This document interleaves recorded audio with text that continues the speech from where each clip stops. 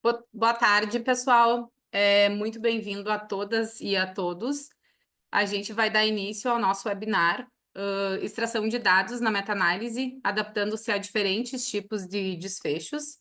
E, primeiramente, eu gostaria de me apresentar. Eu sou Lidiane, eu sou zootecnista de profissão, tenho pós-doutorado na área de produção animal, sou cientista de dados e sou sócia fundadora da Analisa Soluções em Estatística. Já agradecendo, então, também aos nossos parceiros, a Analisa é uma parceira da HT, então, por que a gente está aqui como zootecnista, né? Em 2016, eu estava no doutorado ainda, realizei alguns cursos na HT, e a partir de 2023 para cá, a Analisa e a HT, nós viramos parceiros, e a gente trabalha em conjunto com a HT na questão de webinar, na questão dos cursos, né, consultorias que são na parte de revisão sistemática e meta-análise na área da saúde. Então, por isso que nós estamos aqui, né? Agradecer também a EBM Academy, Coento, Organiza, secretária, aqui em nome da Júlia, né, Júlia? E a Scientific. Nossos contatos, para quem tem nosso WhatsApp antigo, o WhatsApp da HT, nas últimas semanas, semana passada para cá, a gente mudou. Então, quem ainda tiver o número antigo da HT pode substituir por esse, ou se não, tem Instagram, Facebook, LinkedIn e também o e-mail. Fiquem à vontade, caso tiverem dúvidas, caso até, se vocês tiverem alguma indicação também do webinar, a gente fica super abertos, né, com essa interação. Então, fiquem super à vontade se quiserem também dar ideias de alguns webinars para a gente produzir para vocês. Regras de convívio, então, a gente sempre pede que o pessoal deixe o microfone desligado e no final, né, ligar o vídeo é opcional e no final, quando eu encerrar, se alguém tiver dúvidas também pode ir colocando no chat, senão no final a gente pode bater um papo. Então, o objetivo com esse webinar todos os nossos webinars, eles ocorrem com um intervalo de 15 dias, então na semana que vem não tem, no próximo vai ter, e sempre a gente traz um conteúdo relevante, mas claro que esse conteúdo é um conteúdo mais base, né, ou para reciclagem, ou também para quem nunca ouviu falar. E se vocês tiverem interesse também, a gente tem os cursos que aí sim a gente aprofunda todos os conteúdos dos webinars. Então, o objetivo com esse webinar entender como adaptar a extração de dados em meta-análise, focando nos desfechos dicotômicos, contínuos e de proporção. E por que a gente decidiu fazer o webinar? Porque nas nossas consultorias e também nos cursos, a gente percebe que muitas pessoas têm dúvidas de como extrair os dados. No curso a gente traz, né, de como extrair, mas a gente vê que nas consultorias as pessoas às vezes os clientes trazem dados que foram extraídos de forma errada. Então, isso a gente sempre precisa ter um certo cuidado, uma certa cautela. Então, não tem como a gente falar em extração de dados para meta-análise se antes a gente não falar em meta-análise, né? Que nada mais é que eu trouxe uma visão geral e mais ampla. Então, é uma técnica estatística que combina os resultados de vários estudos independentes para chegar a uma estimativa global do efeito de uma intervenção, tratamento ou um fator de risco. Então, quando a gente integra esses dados de diferentes estudos, de vários estudos, a meta-análise ela vai aumentar a precisão e a robustez das conclusões em comparações com estudos individuais. E aqui, especificamente, a gente está falando em meta-análise, né? A gente está desconsiderando o que tem para trás, né? Que é a revisão sistemática, não que eu não esteja considerando, a gente está considerando que já foi feito todo esse trabalho, toda a sistematização de uma revisão sistemática, seguindo todos os passos, né, obrigatórios, para ter uma melhor qualidade na nossa revisão sistemática e partindo, então, da extração de dados para, posteriormente, realizarmos a nossa meta-análise. Então, por que a meta-análise é importante? Aumentar o poder estatístico, a gente sempre a gente precisa pensar assim, eu tenho um trabalho publicado, um estudo publicado, eu tenho um poder estatístico. Quando eu tenho 10 estudos publicados e eu uno esses 10 estudos publicados e eu vou ter um resultado, eu tenho um N maior, eu tenho um poder estatístico maior, né, para fazer uma inferência em relação àquele determinado assunto. Claro que quando a gente tem menos trabalhos ou trabalhos quase escassos, dependendo, a gente não consegue nem extrair, né, ou não se extrai dados e se finaliza na revisão sistemática, ou às vezes a gente pode até inferir e concluir, né, ou como considerações finais nos estudos, que mais estudos devem ser realizados, estudos primários, para depois se fazer uma revisão sistemática. Para resolução de inconsistências também, quando a gente tem um tema, um assunto em que alguns autores o resultado é positivo para a intervenção, outros negativo para a intervenção, né? Positivo para o controle. Então, também para essa questão de resolver esses problemas de inconsistência e também para direcionamentos para a prática clínica e políticas de saúde. Então, quando a gente tem temas relevantes, né, que se fala muito ou que se busca muito a questão de práticas clínicas e de políticas públicas de saúde, a meta-análise ela entra como um fator muito relevante, muito importante. E qual a conexão, então, da meta-análise com a extração de dados? Primeiro, para qualidade e precisão, a gente precisa ter revisão sistemática com qualidade, a gente precisa ter a extração de dados realizadas com qualidade também, e essa precisão na extração dos dados de cada estudo vai influenciar diretamente os resultados da meta-análise, né? Tenho que sempre ter esse cuidado quando eu estou extraindo os dados. E a adequação do tipo de desfecho acaba afetando as técnicas de extração de dados e as ferramentas estatísticas usadas para sintetizar as informações.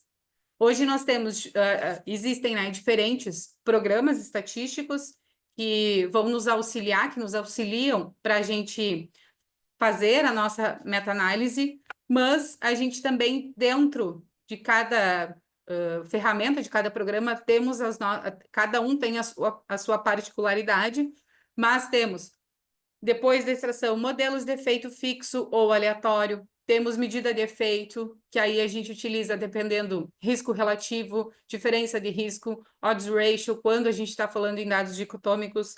Se estamos falando em dados contínuos, temos medida de efeito, diferença de médias, diferenças de médias padronizadas, né? Então, e aí meta-análise de braço único, meta-análise de proporção, não existe uma comparação entre a intervenção e o controle, e é assim como para sobrevivência, alguma coisa nesse sentido que é percentual, aí a gente utiliza a meta-análise de proporção. Então, os tipos de desfecho eu já comentei com vocês, né? Dicotômicos ou binários, contínuos e de proporções. E aqui eu trago para vocês como a gente deve extrair, então, os dados. Aqui eu tenho um exemplo da efetividade de um medicamento para reduzir o risco de infecção hospitalar. O que nós precisamos, basicamente, quando a gente vai extrair os dados dos artigos, dos estudos primários, para compor a nossa base de dados para posterior realizar meta-análise. A gente precisa, basicamente, de 5 colunas, quando estamos falando em dados dicotômicos, uma coluna de estudos, a outra de intervenção, N de eventos da intervenção, N total da intervenção. Então, aqui a gente tem está testando o medicamento. Tenho 100 pacientes. Desses 100 pacientes, desculpem, 30 acabaram tendo a infecção hospitalar, né? Então, a gente tem que 70 deles não tiveram infecção hospitalar. E o controle é a mesma coisa. Temos o N total, então 100 pacientes, e desses 40 apresentaram infecção hospitalar, tá? Sempre desta maneira. Aqui eu coloquei também um exemplo. A gente sempre precisa cuidar também quando a gente está extraindo os dados. Os programas estatísticos, eles possuem particularidades, e uma particularidade principal quando a gente, algumas, né, quando a gente está trabalhando no Excel, porque é lá que a gente vai planilhar os nossos estudos, na primeira linha, onde a gente tem o cabeçalho, né, de cada variável, nunca deixar espaço, né? Os programas estatísticos, eles não reconhecem, por mais que a gente tenha em uma coluna, ele não reconhece naquela coluna que é 2 palavras, ele lê como se fosse, quando tem o espaço, lê como se fosse outra coluna, então vai dar erro na hora que nós estivermos trabalhando com essa planilha, quando a gente for importar essa planilha. Então, a primeira delas, estudo. O R também, que é um programa, eu falo no R porque é um programa que nós utilizávamos muito o Havman na HT, mas ele está se tornando obsoleto e também pago. E como o R é um software gratuito, é um software livre de código aberto, e a comunidade do R, ela é muito boa, muito grande, e cada vez está ficando melhor, e é baseada em pacotes, por mais que se tenha a questão dos comandos, mas é algo que não é difícil, né, da gente trabalhar. Então, ele reconhece letras maiúsculas e letras minúsculas. A gente sempre precisa ter um cuidado. Se eu estiver utilizando aqui o E do estudo com letra maiúscula, lá no meu comando no R, eu preciso colocar o E com letra maiúscula, porque senão ele não vai reconhecer e não vai ler. Quando eu estou falando nos estudos que ficam abaixo, né? Então, a primeira linha é sempre o nome das nossas variáveis. O nome dos estudos, ele não precisa não ter espaço entre eles, e aqui eu tenho um exemplo, então eu tenho Souza et al. Ponto, vírgula, 2024. Não existem esses trabalhos, eles são dados fictícios, tá? E aí pode ser colocado dessa forma, pode ser colocado, quando eu tenho mais de um trabalho do mesmo autor publicado no mesmo ano, eu preciso colocar, então, Menezes et al. 2023, letra A, Menezes et al. 2023, letra B, porque, consequentemente, lá nas minhas citações, né, no nosso referencial, a gente precisa dizer qual que é A e qual que é B. Aqui tem outro exemplo, sem o et al., né, Pires 2023 e Silva et al. 2012. No caso aqui, desculpe, eu não estou colocando em ordem alfabética. Eu preciso colocar em ordem alfabética? Não. Por quê? Porque quando eu estiver realizando a minha análise estatística da meta-análise, eu consigo filtrar filtrar não, eu consigo ordenar os meus trabalhos da importância que eu quero dar. Então, eu posso ordenar ou por ordem alfabética dos estudos, eu posso filtrar pelo N total, tanto da intervenção quanto do controle. Nesse caso, o primeiro estudo seria, se eu quero em ordem decrescente, seria o Silva. Se eu quero em ordem crescente, seria o do Menezes. Eu posso fazer uma ordem também pelo peso ou dos fatores fixos ou dos fatores aleatórios, dependendo qual é o fator, qual que é a medida de efeito, se eu estiver utilizando medida de efeito fixo ou medida de efeito aleatório. Então, isso eu posso, ou também posso pela medida de efeito, risco relativo, odds ratio, diferença de risco.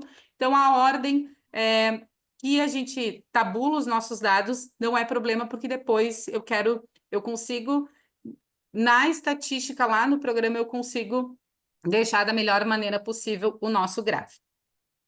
E aqui também eu trago a mesma planilha com mais 2 variáveis. O que são essas variáveis, essas 2 colunas, covariável 1 e covariável 2? Sempre quando a gente extrai os dados dos estudos primários, a gente tem uma hipótese, nós temos um objetivo e a gente tem várias outras informações na metodologia desses trabalhos, né? Então, eu posso ter idade dos pacientes, né? A idade média que esses trabalhos nos traz, a gente pode ter diferentes locais, várias outras informações que, num primeiro momento, nós não achamos relevantes para se estudar. Quando nós estamos falando numa meta-análise, obrigatoriamente a gente vai precisar ver o percentual de inconsistência, ou alta, se tem alta, ou baixa, ou moderada heterogeneidade. Por quê? Porque se um trabalho possui uma alta heterogeneidade, e a gente optar por o modelo de efeito aleatório, porque normalmente essa heterogeneidade ela é embutida no modelo de efeito aleatório e não no fixo, nós vamos poder testar de onde provém essa alta heterogeneidade. E a gente pode fazer análises suplementares, análise de subgrupos, meta-regressão. Claro que aí, quando eu falo em análise de subgrupos, essas variáveis elas podem ser quantitativas ou qualitativas, e quando eu falo em uma meta-regressão, obrigatoriamente os dados precisam ser quantitativos, né? Porque assim como na regressão, para quem tem um compreendimento sobre estatística convencional, quando nós falamos em uma regressão, é uma associação, né, de duas variáveis e essas duas variáveis quantitativas. Para desfechos contínuos, então, aqui um exemplo, o efeito de um exercício físico na redução da pressão arterial sistólica, e também da mesma forma, eu deixei os mesmos estudos, tá? Da mesma maneira, e aí nós temos particularidades na nossa planilha. Antes, nós tínhamos N de eventos, N total para intervenção e para o controle. Agora, nós temos média, desvio padrão e N para a intervenção, e média, desvio padrão e o N para o controle. O que acontece se eu tenho erro padrão e eu não tenho desvio padrão nos trabalhos? Eu vou tabular? Eu tenho como a gente transformar o erro padrão em desvio padrão. E sim, precisamos sempre planilhar. A nossa planilha, ela é com desvio padrão e não com erro padrão. Ah, mas eu não posso em todos os trabalhos. Desculpem, gente. Eu não posso em todos os trabalhos usar o erro padrão? Não. Por quê? Porque o programa estatístico, quando a gente está colocando os comandos com a função para a gente fazer uma meta-análise de dados contínuos, obrigatoriamente ele vai nos dizer o que a gente precisa colocar.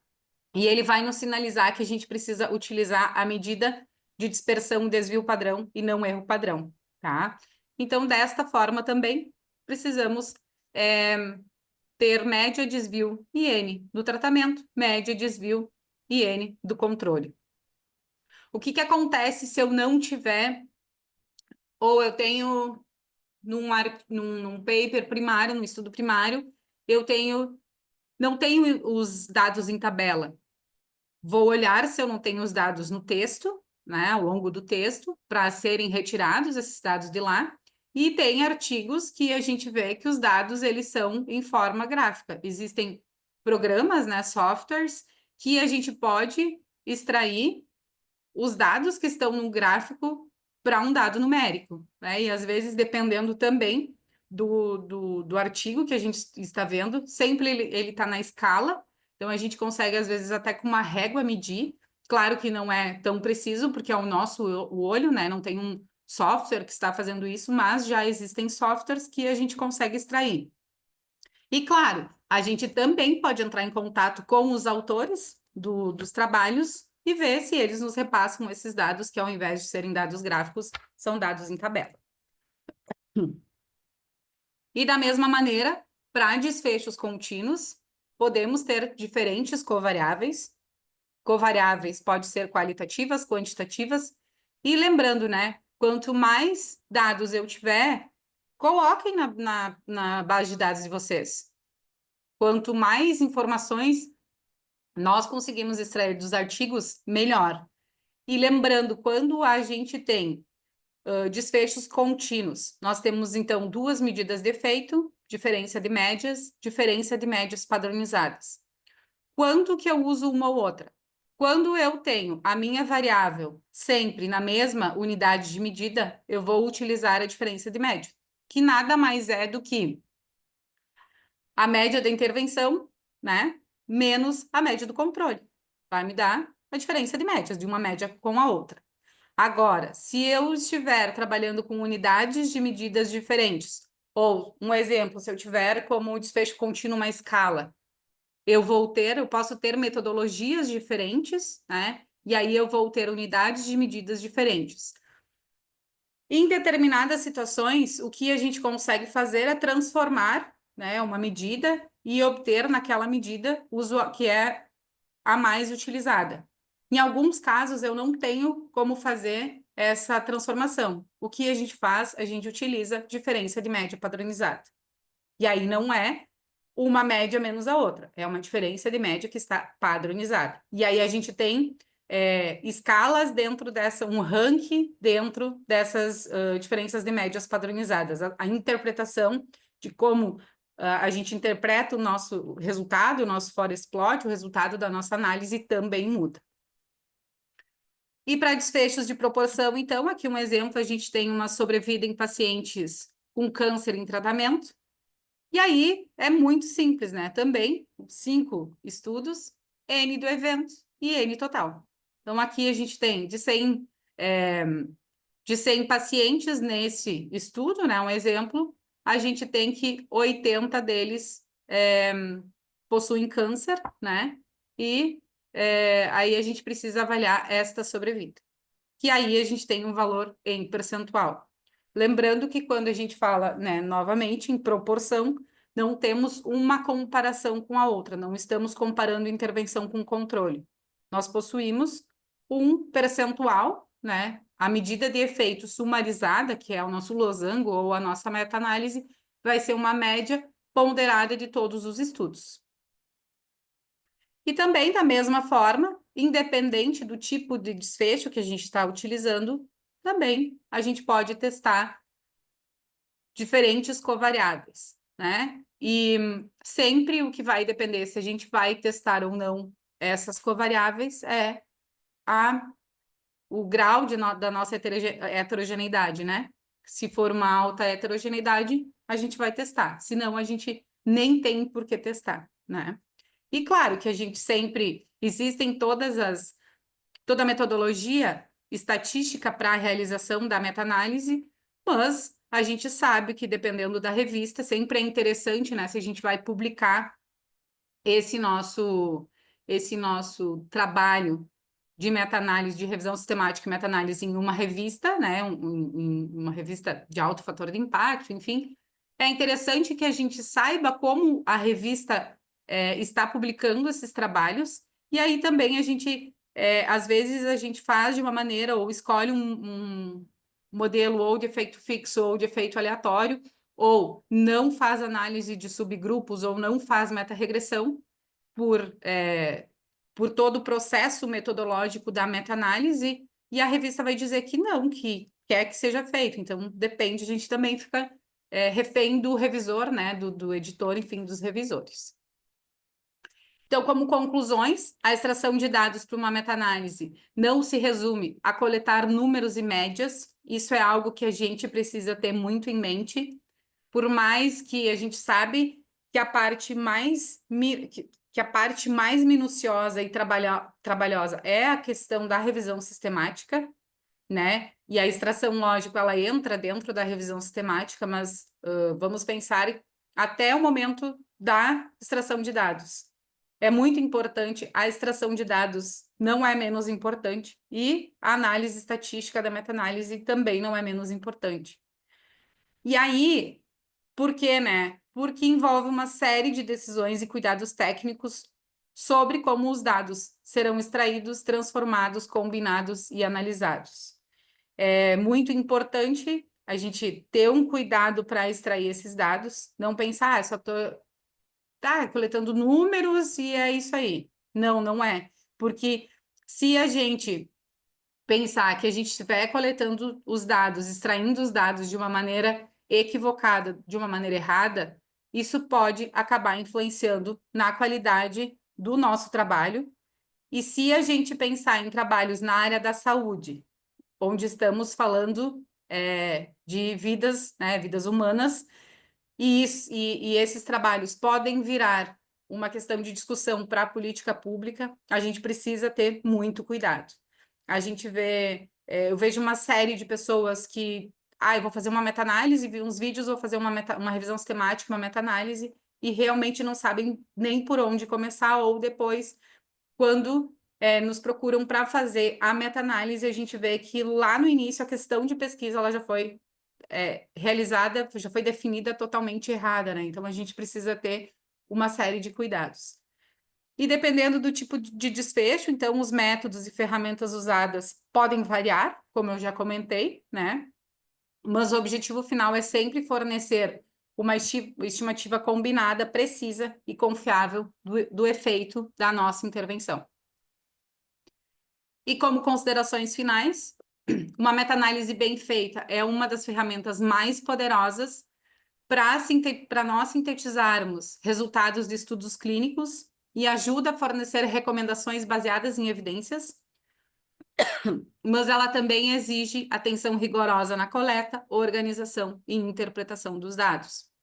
Da mesma maneira, a gente faz a meta-análise e teve um rigor, né?